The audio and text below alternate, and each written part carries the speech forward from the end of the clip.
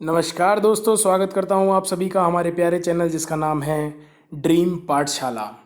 तो अब तक हम पढ़ चुके हैं identification of noun, identification of verb, identification of adjective, be form, has, have, had, have been, ठीक है, हैविंग, ये सब हम पढ़ चुके हैं। इसके बाद हमने शुरू किया अबाउट टाइप्स ऑफ नाउन के बारे में। तो कल हमने नाउन के बारे में कंप्लीट कर लिया था। आज हम शुरू करने वाले हैं हमारा चैप्टर जो कि होगा प्रोनाउन के बारे में। तो आज मैं बताऊंगा आपको कितने टाइप के प्रोनाउन होते हैं, उसके बाद हम अगला टॉपिक शुरू करेंगे। तो अब तक अगर आपने चैनल को सब्सक्राइब नहीं किया है तो इस चैनल को सब्सक्राइब कर लीजिए। बहुत लोगों ने अब तक चैनल को सब्सक्राइब कर लिया है, आप लोगों का रिस्पांस बहुत अच्छा है और वही चीज़ हमें मोटिवेट करती है। आपका सिर्फ एक काम है कि आप वीडियोज़ को लाइक करते जाएँ और जितना हो सके उन्हें शेयर करें, और सब्सक्राइब तो करना है ही। चलिए, तो हमने ये नाउन पढ़ लिया था। आज हम पढ़ने जा रहे हैं हमारा प्रोनाउन का चैप्टर। तो देखिए, प्रोनाउन क्या होता है। प्रोनाउन को अगर हम बोलें तो it is substitute of a noun. Pronoun क्या है? Pronoun is a substitute of noun. जैसे मैं बोलूं कि मेरा दोस्त राम है। राम के पिता एक टीचर हैं। राम के पिता के घर में 4 कार हैं। राम के पिता की 4 पुत्रियां हैं। राम के पिता की एक पत्नी है। तो मैं क्या कर रहा हूँ, राम के पिता, राम के पिता, राम के पिता, इस शब्द को बार बार यूज करने की बजाय, जो कि थोड़ा इरिटेटिंग सा हो जाता है कि बार बार राम के पिता, राम के पिता, तो इसे कुछ रिप्लेस करने के लिए इसका कुछ सब्स्टिट्यूट ढूंढने की कोशिश करूंगा। और वही सब्स्टिट्यूट जो होता है, संज्ञा का जो सब्स्टिट्यूट होता है, उसे हम बोलते हैं सर्वनाम। सर्वनाम जिसे हम क्या बोलते हैं? प्रोनाउन। क्या बोलते हैं? प्रोनाउन। ये देखिए डिजाइन में बना रखा है मैंने पी, कहीं आप ये सोचेंगे ये आर लिखा हुआ है, ये पी लिखा हुआ है, ठीक है। तो ये क्या हो गया? Substitute of a noun. अब बात करते हैं टाइप ऑफ प्रोनाउन की। तो उसमें सबसे पहला कौन सा आता है? Subjective pronoun. अब मैंने जब आपको आइडेंटिफिकेशन ऑफ नाउन पढ़ाया था तो मैंने आपको बताया था कि नाउन 2 ही काम करता है। नाउन या तो सब्जेक्ट के स्थान पर आ सकता है या ऑब्जेक्ट के स्थान पर आ सकता है। अब मैं बोल रहा हूं कि pronoun is a substitute of noun, तो प्रोनाउन का भी यही काम रहना चाहिए कि प्रोनाउन क्या करे? नाउन के स्थान पर आए। नाउन कहाँ आएगा? सब्जेक्ट के स्थान पर या ऑब्जेक्ट के स्थान पर। क्लियर है? तो अब सबसे पहले हम पढ़ते हैं सब्जेक्टिव प्रोनाउन। सब्जेक्टिव प्रोनाउन क्या करेगा? जो मैंने बताया कि राम के पिता की 4 पुत्रियां हैं, राम के पिता की एक पत्नी है, तो वो जो राम के पिता हैं उनको एक बार मेंशन कर देगा कि एक बार आ गया कि मेरा दोस्त राम है, राम के पिता एक टीचर हैं। उनके बाद उन राम के पिता के लिए वह वर्ड यूज करेगा वह या वे। हिंदी में वे बोल सकते हैं सम्मान के लिए, इंग्लिश में हम सिंगुलर है तो ही बोलेंगे। ही, एच ई का ही यूज करेंगे हम। सम्मान देने के लिए ही की जगह दे यूज नहीं कर लेंगे, वरना आप समझ सकते हैं कितनी बड़ी ट्रेजेडी हो सकती है। राम के पिता बहुत सारे हो जाएंगे एक की जगह। क्लियर है? तो हम यूज करेंगे ही। यहां तक क्लियर है? तो अब बात कर रहे थे हम सब्जेक्टिव प्रोनाउन की। सब्जेक्टिव प्रोनाउन क्या होगा? जो प्रोनाउन में सब्जेक्ट का काम करेगा। तो जब मैंने बोल दिया कि राम के पिता एक टीचर हैं, उसके बाद मैं क्या बोलूंगा? राम के पिता के पास 4 गाड़ियां हैं, तो नहीं, उनके पास 4 गाड़ियां हैं। He has 4 cars. क्लियर है? तो सब्जेक्टिव प्रोनाउन क्या आ गया? क्या आ सकता है नाम की जगह? He, she, I, we, you, they. He she क्या हो गया? ही शी सिंगुलर के लिए हो गया। आई मतलब मैं, वी मतलब हम, यू मतलब तुम, दे मतलब वे। तो ये हो गया थर्ड पर्सन, ठीक है। ये भी हो गया थर्ड पर्सन, ये सेकंड पर्सन और ये फर्स्ट। अब देखिए इसमें होता क्या है। अब मैं आपको इनको एग्जाम्पल से समझाता हूं। जैसे ही इज माई फ्रेंड, ठीक है, शी इज माई फ्रेंड। तो मैं किसी का नाम लिया कि वह राम है, वह मेरा दोस्त है, ठीक है। तो is Ram, he is my friend. अब मैं जो ही बोल रहा हूं ये राम के लिए यूज हो रहा है। वह सीता है, वह मेरी दोस्त है, तो she is Sita, she is my friend. तो जो शी यूज हो रहा है वो किसके लिए यूज हो रहा है? सीता के लिए, ठीक है। ठीक है। अब आई, वी, यू, दे, इनका इसी तरीके से यूज आप कर सकते हैं सब्जेक्ट के फॉर्म में। क्लियर है? तो आगे बढ़ते हैं। मैं ये काम करता हूँ, हम ये काम करते हैं, तुम ये काम करते हो, वे ये काम करते हैं, तो यहाँ नाउन को रिप्लेस कर दिया प्रोनाउन ने। चलिए अब आगे बढ़ते हैं। अगले टाइप का जो प्रोनाउन है वो है ऑब्जेक्टिव प्रोनाउन। ऑब्जेक्टिव प्रोनाउन क्या होता है? अब मैंने आपको क्या बताया, नाउन सब्जेक्ट ऑब्जेक्ट का काम कर रहा है, तो ऑब्जेक्ट के स्थान पर नाउन की जगह क्या आया अब? प्रोनाउन।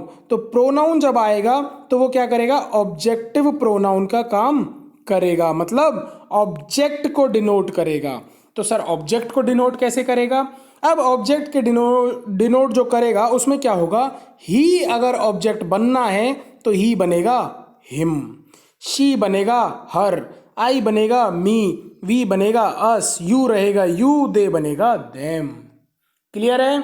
तो वो ये काम करता है, ही डज दिस वर्क। ठीक है, लेकिन अगर ये बोला जाए कि उसके द्वारा ये काम किया जाता है, और अगर मैं उसको यहां पर वह की जगह किस में रिप्लेस हो गया? उसको। ठीक है ना, तो क्या आएगा? By him. बाई की जरूरत नहीं है, बाई तो मैं इसलिए बता रहा हूं कि ये पैसिव सेंटेंस है। नॉर्मल सा कोई सेंटेंस देख लीजिए जिसमें आपका ऑब्जेक्ट की फॉर्म में यूज होता हो, तो वहां भी यही नियम लगेगा। अब देखिए, मैं उसके साथ गया, वह मेरे साथ आया। चलिए सिंपल सा सेंटेंस लेते हैं, वह मेरे साथ आया।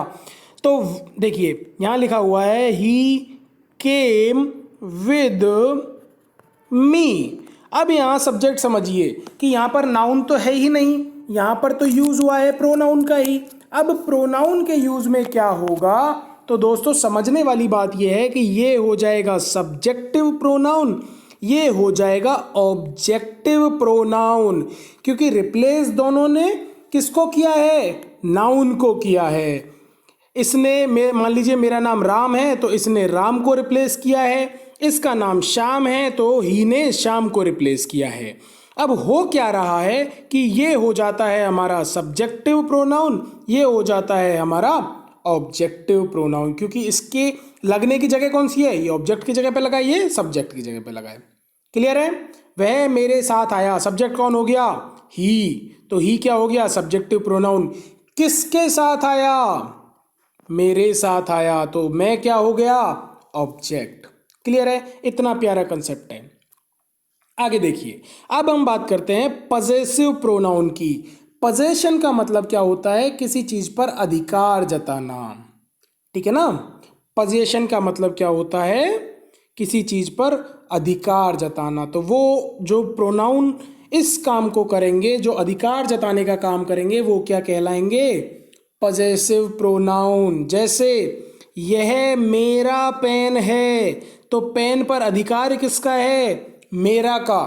मेरा अधिकार दिखा रहा है ना, तो ये क्या हो जाएगा? This is pen. This is किसका पेन? My pen. क्लियर है? तो माई यहां पर क्या कर रहा है? पजेसिव प्रोनाउन का काम कर रहा है। जैसे मैंने बताया तुम्हारा पेन, तो तुम्हारा क्या कर रहा है? पजेसिव प्रोनाउन का काम कर रहा है। क्लियर है यहां तक? अब पजेसिव प्रोनाउन दो टाइप के होते हैं। कैसे सर? एक है his, her, my, your, their, our, और एक है his, hers, mine, yours, theirs, ours. इसका मतलब क्या हुआ? सर मुझे यहाँ से ये समझ में आया, इसका कंसेप्ट समझाता हूँ मैं आपको एग्जाम्पल से। एक है यह मेरा पेन है, और एक है यह पेन मेरा है। यह पेन किसका है? मेरा है। कहने का बात दोनों में सेंस ही है, सेंस सेम है कि यह मेरा पेन है, यह पेन मेरा है, बात सेम है, लेकिन कहने का तरीका बदल गया। और तरीका बदल गया तो सब्जेक्ट देखिए, अब यह मेरा पेन है, तो दिस इज माई पेन। और यहां क्या हो गया? यह पेन किसका है? मेरा है। तो इस मेरा को अलग से मैं ऑब्जेक्टिव प्रोनाउन बनाऊंगा, तो क्या बन जाएगा? This pen is mine. Mine होने को क्या है? पजेसिव प्रोनाउन है, लेकिन यहां काम कर रहा है ऑब्जेक्ट की तरह से। क्लियर है? ठीक है? अब देखिए, his, her, my, your, their, our. His pen, her pen, my pen, your pen, their pen, our pen. Clear है? मतलब ये अपने बाद नाउन की डिमांड कर रहे हैं, लेकिन his, this pen is his, this pen is hers, this pen is mine, this pen is yours, this pen is theirs, this pen is ours. ठीक है, तो इसका मतलब क्या हो गया, ये यहां पर क्या कर रहे हैं, ऑब्जेक्ट की फॉर्म में आ रहे हैं। क्लियर है? आगे बढ़ते हैं। अब आता है रिफ्लेक्सिव और इंटेंसिव प्रोनाउन। देखिए चीजें दोनों सेम है। रिफ्लेक्स का मतलब क्या होता है, आपने फिजिक्स पढ़ी होगी, फिजिक्स में आता है रिफ्लेक्सिव मतलब रिफ्लेक्शन जो शो करे। रिफ्लेक्शन कैसे होती है, आपने मिरर देखा है, मिरर में रिफ्लेक्शन क्या होती है, आपकी परछाई आपको खुद को ही दिखती है, तो वही होता है रिफ्लेक्सिव। इंटेंसिव क्या होता है, इंटेंशन, इंटेंस कोई चीज मतलब आप किसी चीज पर जोर देने की कोशिश कर रहे हैं, एम्फेसाइज करने की कोशिश कर रहे हैं। एम्फेसाइज करने का मतलब क्या होता है, किसी चीज पर जोर देना। तो ये प्रोनाउन कैसे हो गए, himself, myself, themself, themselves, themselves लेगा, याद रखना क्योंकि वो बहुवचन है। Ourselves, you, yourself और योर सेल्स, ये यू सेल्फ नहीं है, ये है योर सेल्फ। ठीक है ना, तो मतलब योर जो है ना वो अपने साथ दो लेगा, या तो योर सेल्फ हो सकता है या योर सेल्स हो सकता है। कैसे, क्योंकि जो तुम्हारा वर्ड है ना, तुम्हारा, तुम्हारा वो सिंगुलर भी हो सकता है और वो प्लूरल भी हो सकता है। इस कंसेप्ट को समझने की कोशिश कीजिएगा कि योर सेल्फ और योर सेल्फ में क्या डिफरेंस है। कि योर सेल्फ मतलब तुम्हारा अकेले का, और योर सेल्फ मतलब तुम बहुत सारे लोग। ठीक है ना, कि मतलब ये पेन तुम 5 लोगों का है तो योर सेल्फ, और तुम अकेले का है तो योर सेल्फ। ठीक है, अब देखिए रिफ्लेक्सिव और इंटेंसिव प्रोनाउन के मैं आपको डिफरेंस समझा रहा था। रिफ्लेक्सिव प्रोनाउन का मतलब क्या होता है कि एक्शन खुद पर ही ट्रांसफर हो रहा है।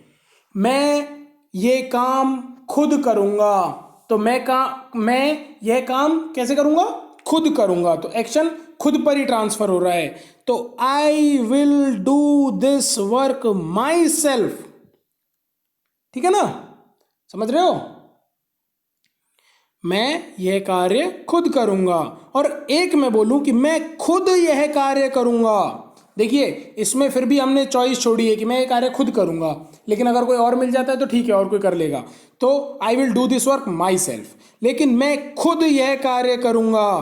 तो ये क्या कर रहा है, एम्फेसाइज करने की कोशिश कर रहा है कि कोई और नहीं करेगा, ये कार्य मैं खुद ही करूंगा। तो ये एम्फेसाइज जब करेगा तो यहां क्या करेगा, ये आई के साथ जुड़ जाएगा। बेसिक सी चीजें हैं, समझने की कोशिश करना कि जब एम्फेसाइज कर रहा है, किसी चीज पर जोर डालने की कोशिश कर रहा है, वह खुद उसे जाकर प्रपोज करेगा, तो he himself will go. Clear है, वह खुद जाएगा। ठीक है ना, और I will do this work my self, he will go himself, तो इस तरीके से वह जाएगा खुद। ठीक है ना, समझ में आ गया होगा आई गेस। बहुत आसान सी चीज़ें हैं, अगर समझ में आ जाती है तो बहुत अच्छी बात है, क्योंकि कई बार क्या होता है क्वेश्चन में थोड़ा आपको कंफ्यूज कर देता है, वो एम्फेसाइज करने की कोशिश करता है और उसमें प्रोनाउन कोई और टाइप का दे देता है, तो आपको इस चीज़ की भी नॉलेज होना कहीं ना कहीं ज़रूरी है। क्लियर है, अब थोड़े 3 टाइप के प्रोनाउन और बचे हैं, इनको और डिस्कस कर लेते हैं, फिर हम मुद्दे पर आएंगे। जो हमारा नेक्स्ट वीडियो से शुरू होगा उसमें हम पढ़ेंगे कुछ और टॉपिक। अब ये बताता हूं मैं आपको इनडेफिनिट प्रोनाउन। इनडेफिनिट का मतलब क्या होता है, इनडेफिनिट का मतलब अनिश्चित, जो निश्चित नहीं है। निश्चित नहीं है मतलब all, both, few, each, everyone, many, none. All मतलब सभी, सभी कौन कौन, निश्चित नहीं है, सभी में कुछ भी आ सकता है। बोथ यानी दोनों, दोनों भी निश्चित नहीं है जब तक मैं नाम ना ले दूं। फ्यू मतलब कुछ। अब देखिए फ्यू और अ फ्यू और द फ्यू भी होता है, ये मैं आपको समझाऊंगा डिफरेंस। फ्यू, अ फ्यू और द फ्यू में क्या डिफरेंस होता है। फ्यू मतलब ना के बराबर, अ फ्यू मतलब थोड़े, थोड़े, बिल्कुल उन्हें जीरो नहीं बोल सकते, ना बिल्कुल नगण्य नहीं बोल सकते। और द फ्यू मतलब जितने हैं, थोड़े बहुत जितने हैं वो सारे वही हैं।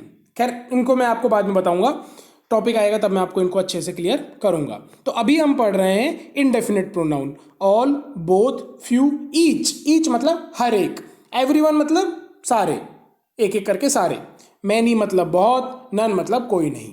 तो ये क्या कर रहे हैं, ये ऐसे प्रोनाउन हैं जो देखिए ही, हिज, है ना, शी, वी, यू, ये क्या कर रहे थे, बता रहे थे कि कौन सा प्रोनाउन है, नाम बता रहे थे एक तरीके से कि ही मतलब किसी इंसान को रिप्रेजेंट कर रहा है। यहां हम डिफाइन नहीं कर सकते कि ये किन को रिप्रेजेंट कर रहे हैं, इसलिए इन्हें क्या बोलते हैं दोस्त, इनडेफिनेट प्रोनाउन। क्लियर है बात यहां तक? आगे बढ़ते हैं। आगे है डिमॉन्स्ट्रेटिव प्रोनाउन। आपने डेमो सुना है? डेमो का मतलब क्या होता है, किसी चीज का उदाहरण देना। एक तरीके से बोलते हैं ना, डेमो क्लास चल रही है, तो वो उदाहरण के लिए आपकी क्लास हम चला रहे हैं। तो डिमॉन्स्ट्रेट करने का मतलब क्या होता है, एक तरीके से उदाहरण देना या फिर कुछ चीज को बताना कि ये वो, है ना। तो डेमोन्स्ट्रेटिव प्रोनाउन क्या होते हैं, जो डेमोन्स्ट्रेट करते हैं, किसी चीज को इंगित करते हैं। तो this, that, these, those, this is my pen. तो ये उस पेन को इंडिकेट कर रहा है, डिमॉन्स्ट्रेट कर रहा है, उसकी तरफ नजर डाल के बता रहा है कि कौन सा पेन। तो this is my pen. Clear है? दिस, दैट, दीज, दोज, ये सारे क्या हो गए, डिमॉन्स्ट्रेटिव प्रोनाउन हो गए। अब आता है interrogative pronoun. What, which, who, हुम, हुज। ये क्या करते हैं, जो क्वेश्चन पूछने का काम कर रहे हैं। व्हाट, विच, हु, इनके बाद आने वाला, इनका जो आंसर देगा वो क्या होगा, मैं आपको पहले ही बता चुका हूं, इनका आंसर देगा वो क्या होगा, नाउन। हु आर यू, तुम कौन हो, तो इसका जो भी जवाब देगा वो क्या होगा, नाउन होगा। मैं राम हूं, मैं श्याम हूं, मैं एक टीचर हूं, आई एम अ टीचर। तो टीचर क्या है यहां पर, noun of identity. Concept clear हो रहे हैं दोस्तों? ये मैंने आपको पढ़ाया है बहुत अच्छे से। अगर नहीं पढ़ा है, अभी भी नहीं पढ़ा है, तो पुरानी वीडियोस को जाकर देखिए पहले, कंसेप्ट क्लियर होगा आपका, और तब ये चीज बिल्कुल मक्खन लगने लग जाएंगी।